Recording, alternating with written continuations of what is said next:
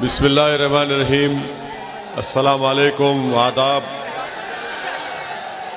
मोहतरम जनाब बाबू सिंह कुशवाहा साहब, अध्यक्ष जन अधिकार पार्टी वो कन्वीनर भागीदारी परिवर्तन मोर्चा, कन्नौज विधानसभा के मजलिस के प्रत्याशी मेरे दोस्त जनाब डॉक्टर सुनील दिवाकर साहब, जनाब शौकत अली साहब अध्यक्ष उत्तर प्रदेश मजलिस इत्तेहादुल मुस्लिमीन, मंच पर मौजूद जन अधिकार पार्टी के तमाम जिम्मेदारान, वो मेरे तमाम मजलिसी रुफ़क़ा, मुअज़्ज़िज़ हाज़रीन कराम, मेरी इज़्ज़तदार माँ और बहनों, मेरे गयूर नौजवान साथियों, आपका बेहद शुक्रिया कि आपने अपना कीमती वक्त निकालकर आज के इस मजलिस इत्तेहादुल मुस्लिमीन की जनसभा में आप शिरकत किए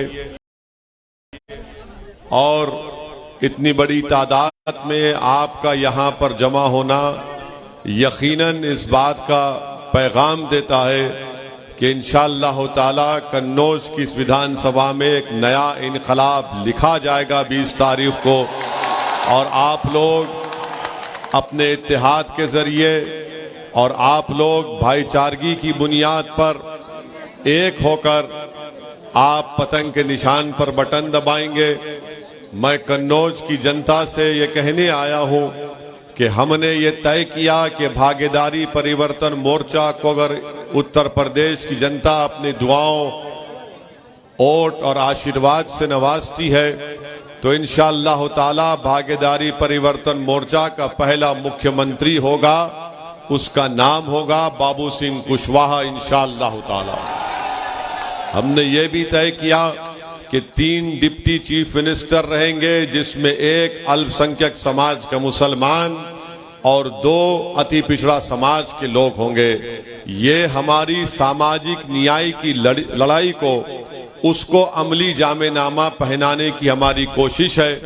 तो मेरी आप तमाम से ये गुजारिश है कि आप 20 तारीख के दिन जब मतदान करने निकलेंगे तो जहां पर आपको भागीदारी परिवर्तन मोर्चा के प्रत्याशी का निशान नजर आएगा और जहां पर आपको मजलिस के प्रत्याशी उम्मीदवार का निशान पतंग नजर आएगा, आप वहां पर बटन दबाकर अपने इत्तेहाद की लड़ाई और अपने हिस्सेदारी की लड़ाई में आप अपना हिस्सा अदा करिए।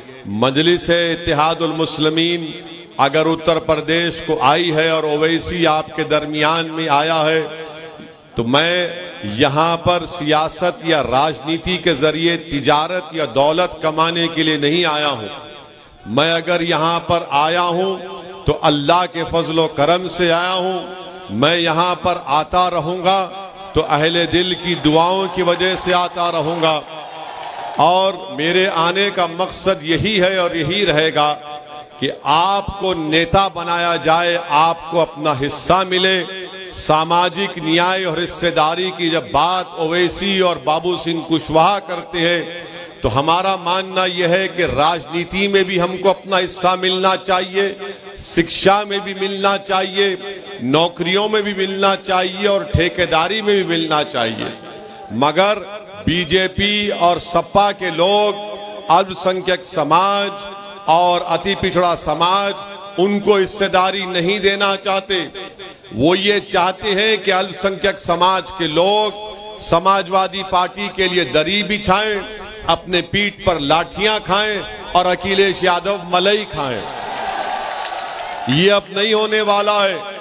बीजेपी की सरकार सबका साथ, सबका विकास, सबका विश्वास, ये चीखें मार मार कर कहती है, मगर बीजेपी के चीफ मिनिस्टर बाबा ने सिर्फ अपने ही समाज का साथ दिया, उत्तर प्रदेश में किसी और का साथ नहीं दिया।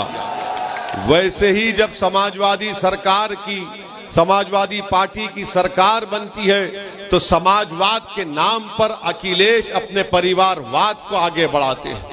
इसीलिए आज आपके दरमियान में एक विकल्प है और मैं अल्लाह का शुक्र भी अदा करता हूं कि मुझे बताया गया कि हमारी जनसभा के लिए जब मालूम हुआ समाजवादी पार्टी के लोगों को कि ओवैसी और बाबू सिंह कुशवाहा आ रहे हैं, तो उन्होंने उन दो मुकामात पर हमको वहां पर जगह नहीं दी जनसभा करने के लिए।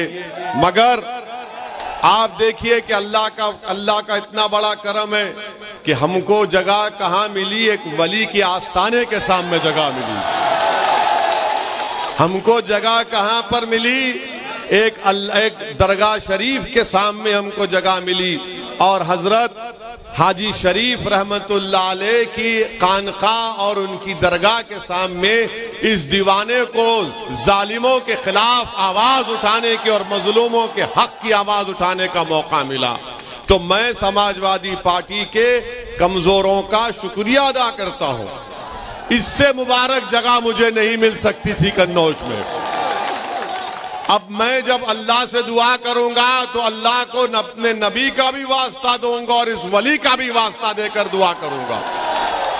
तो मेरे अजीज दोस्तों और बुजुर्गों, ये हमारी पहली कामयाबी आपको हमको मिल चुकी है कि कन्नौज में आए हैं तो यहाँ पर दरगाह शरीफ में हाजी शरीफ के आस्थाने के सामने ये गुनाहगार खड़े होकर आपकी बात करने का मौका मिल रहा है।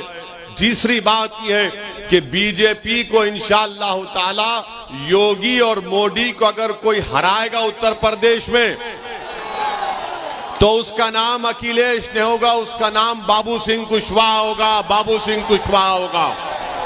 और मैं कन्नौज की विधानसभा के तमाम जिम्मेदारों से, यहाँ की माँ और बहनों से, यहाँ के बुजुर्गों से, यहाँ के नौजवानों से, यहाँ के गरीबों से, यहाँ के अति पिछड़ा समाज के जिम्मेदारों से अपील कर रहा हूँ कि ओवैसी और बाबू सिंह कुशवाहा एक जगह खड़े हो गए हैं, अपने दिलों को मिला चुके हैं। अब आपको भी 20 तारीख को ओवैसी और कुशवाहा को कामयाब करना है ताकि उत्तर प्रदेश में सामाजिक न्याय की लड़ाई को हम लोग आगे लेकर जाएं और आपको अपना हिस्सा दिलाएं। आपको भागीदारी में परिवर्तन मोर्चा को कामयाब करने के लिए ओवैसी और कुशवाहा जमा हो चुके हैं। एक मंच पर खड़े होकर मैं आपसे अपील कर रहा हूं कि आप मतदान में मेरे भाई डॉक्टर सुनील दिवाकर को अपने वोट से कामयाब करिए। यहां से जब डॉक्टर सुनील दिवाकर की कामयाबी होगी तो सही मानों में सेकुलरिज्म की कामयाबी होगी। बीजेपी और समाजवादी में कोई फर्क बाकी नहीं रहा। अखिलेश और बाबा एक सिक्के के दो रुख हैं, इनमें दोनों में कोई फर्क नहीं है। अगर आप बाबा से पूछेंगे तो बाबा बोलेंगे ओवैसी उत्तर प्रदेश में तालिबानी मानसिकता को आगे बढ़ा रहा है। अगर आप अखिलेश से पूछेंगे कि बताओ जो मुस्लिम खवातीन अपनी पसंद से अगर हिजाब और निकाब पहनती हैं तो अखिलेश बोलेंगे सुनाई नहीं दे रहा है। देखा आपने वीडियो को वो अखिलेश का। अब कब तक इतर लगाएंगे अखिलेश को? मुझे लगाओ इतर, मैं तुम्हारी खुशबू को पूरे उत्तर प्रदेश और पूरे देश में लेकर जाऊंगा। अब इतर लगाना छोड़िए, अब इतर मत लगाइए समाजवादियों को। इनको आपके इतर की अहमियत नहीं मालूम, ना इनको खुशबू मालूम। ये सिर्फ गंदगी को फैलाना चाहते हैं, नफरत को फैलाना चाहते हैं। तो इसीलिए आपसे अपील करने आया हूं कि मुत्तहिद हो जाइए। ओवैसी और कुशवाहा पूरे उत्तर प्रदेश में एक होकर खड़े हो गए तो अखिलेश और बाबा की नींद हराम हो चुकी है। ये देख रहे हैं ये कौन है कि ओवैसी और कुशवाहा एक जगह खड़े हो चुके हैं। तो इनको समझ में नहीं आ रहा कि कैसे इनको रोका जाए। मगर याद रखो इंशाअल्लाह ताला अब हम रुकने वाले नहीं हैं। अब हम आगे बढ़ते जाएंगे और समाजवादी पार्टी के लोग हमारे जाने के बाद जैसा शैतान दिमाग में आके खुश करता है ना, वैसा बोलेंगे। देखो ओवैसी का भाषण तो जज्बाती होता है, कहीं तुमको जज्बात में बहा कर लेकर चला गया तो बीजेपी को फायदा हो जाएगा, कहते हैं ना। अब हम समाजवादी पार्टी का जवाब आपको इस तरह देना है कि मोहतरम अखिलेश यादव की पत्नी 2019 का चुनाव कैसे हारी? हम तो नहीं थे। क्या हम चुनाव लड़े थे? क्या तुमने बीजेपी को वोट दिया? कितनों ने नहीं दिया? हाथ उठाओ, डरो मत। तब भी कैसे जीत गया बीजेपी वाला? हम बोले थे आपको, हमने आकर कहा था, यह हमारे अजिन्नात आपके पास आकर कहा था आपको, तो मालूम हुआ आपके वोट से बीजेपी नहीं जीत रही है। आपके वोट से बीजेपी नहीं जीत रही है। अखिलेश यादव का वोटर नरेंद्र मोदी का चेला बनकर गोद में बैठकर चाय पी रहा है। अपने वोट की अहमियत कब होगी? आपके वोट की अब उत्तर प्रदेश में अहमियत नहीं है। अगर उत्तर प्रदेश में कन्नौज में आपकी वोट की अहमियत होती तो ताहिर हुसैन को अखिलेश घर में नहीं बिठाता। ये बात सच है या झूठ है? बोलो। ताहिर हुसैन की अगर अहमियत होती तो ताहिर हुसैन इलेक्शन लड़ता, मगर अखिलेश के पास न ताहिर की वोट की अहमियत है न आपके वोट की अहमियत है। ओवैसी कह रहा है कि जब ओवैसी और कुशवाहा एक जगह खड़े हो गए तो आपको अपने वोट की अहमियत जताने का मौका मिल रहा है। कैसे मिल रहा है? सपा को हराओ, बीजेपी को हराओ और यहां से डॉक्टर सुनील दिवाकर को कामयाब करो। यहां से आप ओवैसी और कुशवाहा की जोड़ी के हाथ को मजबूत करो। उत्तर प्रदेश में सामाजिक न्याय का इनकलाब हम बर्पा करेंगे। मैं पूछना चाह रहा हूं, जो लोग कहते हैं कि ओवैसी अब भड़काऊ भाषण से ध्रुवीकरण की राजनीति करता है, कहते हैं ना, ये ध्रुवीकरण करता है। अब हम उनसे पूछना चाह रहे, बताओ क्या उत्तर प्रदेश में बात सच नहीं है कि 5 साल बाबा को मौका मिला, 5 साल अखिलेश को मिला, कई मर्तबा बहन मायावती को मिला, मुलायम सिंह यादव को मिला, मगर बताओ उत्तर प्रदेश में मुस्लिम अल्पसंख्यक समाज की हमने एक बाज़ाब्ता माहिरीन एक्सपर्ट्स को बिठाकर एक स्टडी करवाई जिसमें ये बात मालूम हुई। क्या मालूम हुई?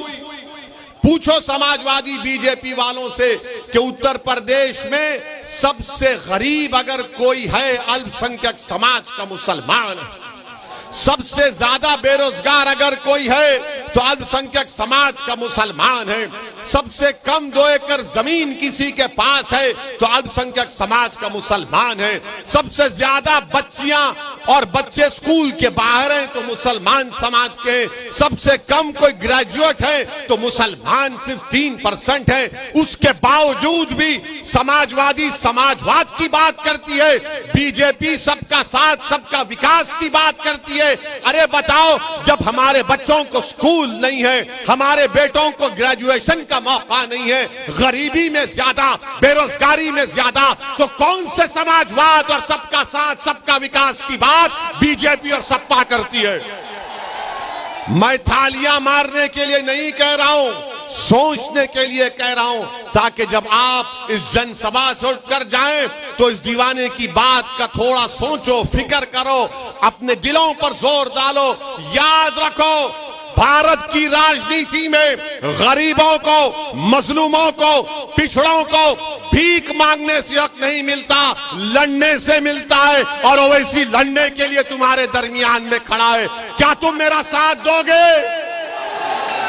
क्या आप अपना साथ दोगे? ये आपकी लड़ाई है, मेरी लड़ाई नहीं है। मैं अपनी जिंदगी की फिक्र नहीं करता हूं, मेरी जिंदगी की कोई अहमियत नहीं है उत्तर प्रदेश के गरीब, कमजोर और मजलूमों के सामने। जालिमों ने गोलियां चलाई और यह समझा कि ओवैसी मर जाएगा, मगर जालिमों तुम फिर से चलाओ जब तक मेरा अल्लाह नहीं चाहेगा, जब तक जमीन और आसमान का बनाने वाला नहीं चाहेगा। तुम्हारी हजारों लाखों गोलियां मुझे छीन नहीं सकेगी।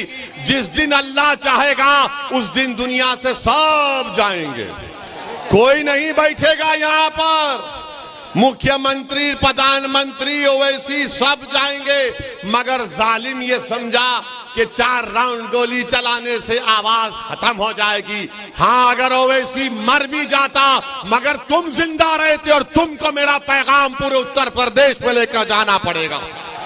क्या आप लेकर जाएंगे? क्या आप लड़ेंगे अपने हक के लिए? क्या आप मजलिस और भागीदारी परिवर्तन मोर्चा का साथ देंगे? मेरे अजीज दोस्तों और बुजुर्गों, 2 आखिरी बात। अभी आपने देखा कि हमको मीडिया ने बताया कि योगी सरकार के एक मंत्री ने हम पर गोली चलाने वालों के परिवार के पास जाकर उन्होंने एक बयान दिया कि ओवैसी पर जिन लोगों ने गोली चलाई उसकी तहकीकात होनी चाहिए। बाबा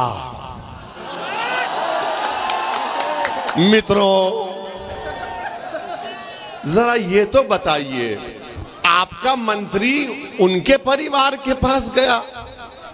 वो जो वीडियो में वो लोग जो गोली चला रहे थे, एक लाल और एक सफेद शर्ट पहने हुए, वो किसके घर के दामाद थे? इतनी मोहब्बत इनको क्यों पैदा हो गई गोली चलाने वालों से? ये तो हमने कहा ये तो गोडसे की नाजायज औलाद है। ये संविधान पर भरोसा नहीं करते, बैलेट पर नहीं करते, गोली पर करते। तो बाबा ये बात अब मालूम हो चुकी है कि जिन्होंने हम पर गोली चलाई तुम्हारी सरकार का मंत्री जाकर उनकी तायीद कर रहा है। ये तुम्हारा माफिया राज से मुकाबला। सुन लो बीजेपी वालों, तुम तायीद करो गोलियां चलाने वालों की। हमने पार्लियामेंट में भारत की सबसे बड़ी पंचायत में खड़े होकर अल्लाह उसके रसूल को हाजिर नाजिर जानकर हमने कहा, जब तक असदुद्दीन ओवैसी जिंदा रहेगा, जब तक अल्लाह रखेगा, मुझे सिक्योरिटी की जरूरत नहीं है। मौत मेरी हिफाजत करेगी इंशाअल्लाह ताला। ये सरकार का मंत्री जाकर जो हम पर गोलियां चलाते हैं उनकी तायीद करता है। तो बाबा ये तो तुमको झूठा बोल रहा है, बीजेपी की सरकार को झूठा बोल रहा है। मेरे अजीज दोस्तों और बुजुर्गों, बीजेपी सिर्फ झूठ बोल सकती है। आपको याद होगा लखीमपुर खीरी में वो टेनी का बेटा अपनी जीभ से 4 लोगों को उनकी हत्या कर देता है, मगर वो मंत्री बरकरार है। आज योगी का मंत्री जो हम पर गोलियां चलाते उनके घर को जाता है, तो मालूम हुआ कि ध्रुवीकरण और तुष्टीकरण की राजनीति अगर कोई शुरू से करती आई है और करती रहेगी तो उसका नाम नरेंद्र मोदी और योगी आदित्यनाथ है। और उसके बाद हमसे कहते हैं कि तुम्हारी जान को खतरा है। अरे मेरे बाल को भी खतरा नहीं है, कुछ नहीं होगा इंशाअल्लाह ताला। अल्लाह अपने नबी मोहम्मद मुस्तफा सल्लल्लाहु अलैहि वसल्लम के सदक़े में अल्लाह ने हमेशा हमको कामयाब किया, आज भी कामयाब करेगा। और आखिरी बात, क्योंकि उड़न खटोले को उड़ना है, हमको जाना है, मगर एक बात कहूंगा, उस अल्लाह के वली के आस्थाने पर हम अपनी माँ और बहनों को देख रहे हैं। मैं उन माँ और बहनों से बड़ी अदब के साथ कहना चाहूंगा कि जब आप 20 तारीख को जाएंगे मतदान करने के लिए, अगर आप हिजाब और निकाब पहनती हैं तो फख्र के साथ पहनकर जाइए, इसलिए कि आपका राइट टू चॉइस है, यह आपका फंडामेंटल राइट है, यह आपका अधिकार है। भारत का संविधान आपको इख्तियार देता है कि आप जो कपड़ा पहनना चाहे कपड़ा पहनिए, जो खाना चाहे खाइए। ये कौन कहता है? सुप्रीम कोर्ट का जजमेंट पुट्टू स्वामी कहता है।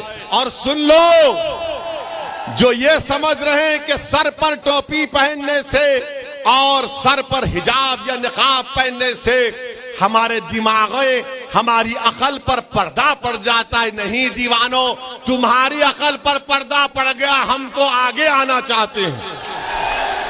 और इसीलिए जब मैंने कहा कि मेरी ख्वाहिश और मेरा ख्वाब यह है कि शायद मेरी जिंदगी में मेरी ये ख्वाहिश पूरी ना हो, मगर जो मासूम बच्ची मेरी बेटी मेरी आवाज को सुन रही है, मैं उससे कहूंगा कि तुम्हें देश का प्रधानमंत्री बनेंगे इंशाअल्लाह ताला हिजाब पहनकर। तुम बनोगे तो इंशाअल्लाह ताला तुम आगे जाओगे। अरे आप इनको पढ़ने से रोक रहे और भारत के प्रधानमंत्री बोलते हैं कि पहले और दूसरे फेज के चुनाव में हमको मुस्लिम महिलाओं का वोट मिला। देश के प्रधानमंत्री जो बच्ची पढ़ना चाहती है, कॉलेज जाकर ताकतवर बनना चाहती है, अपना हक हासिल करना चाहती है, भारत देश को सुपर पावर बनाना चाहती है, आपकी सरकार उनको रोक रही है, उनको दबा रही है। इसका जवाब भी आपको मिलेगा। मगर प्रधानमंत्री लंबी लंबी छोड़ते हैं, आदत है उनकी। मेरे अजीज दोस्तों और बुजुर्गों, मेरी इज्जतदार माँ और बहनों, आप 20 तारीख के दिन बिला खौफ और बिला झिझक पूरे इत्मीनान और एतमाद के साथ भागीदारी परिवर्तन मोर्चा का साथ दीजिए। मजलिस-ए-इत्तेहादुल मुस्लिमीन के उम्मीदवार डॉक्टर सुनील दिवाकर को पतंग के निशान पर बटन दबाकर कामयाब करिए। क्या 20 तारीख को कन्नौज की फिजाओं में और आसमानों में क्या नजर आएगा? क्या नजर आएगा? हर जगह पर पतंग होगी, आसमानों पर पतंग होगी, आसमानों पर पतंग होगी। और आप हमारे लिए भी दुआ करिए कि अल्लाह हमको जब तक जिंदा रखे, अल्लाह हमको एक बहादुर के तौर पर जिंदा रखे, अल्लाह हमको कभी मौत का डर हमारे दिलो दिमाग में, हमारी नस्लों में पैदा ना हो। बल्कि मैं तो सलाम करता हूं आपको कि आप ही की दुआएं थी, हमारी माँ और बहनों की दुआएं थी, अहले दिल की दुआएं थी कि अल्लाह ने हम पर करम किया। पहली मर्तबा आया हूं, आखिरी मर्तबा नहीं आऊंगा, बार बार आता रहूंगा। क्या आप अपने घर में मुझे बिठाकर जगह देंगे? क्या आप मुझे अपने घर में बिठाकर आप मुझे अपने बेटे के तौर पर, अपने भाई के तौर पर मुझसे मोहब्बत करेंगे? मैं उत्तर प्रदेश को आया हूं तो तुम्हारे दिल में जगह पाने के लिए, और कोई मेरा मकसद नहीं है। और अल्लाह मेरी इस नीयत को जानता है। अल्लाह आपको सलामत रखे। बहुत बहुत शुक्रिया। 20 तारीख को मेरे भाई डॉक्टर सुनील को कामयाब करिए और एक अपनी हिस्सेदारी की लड़ाई में सदा करिए। अस्सलाम वालेकुम व रहमतुल्लाहि व बरकातुहू। देखो देखो कौन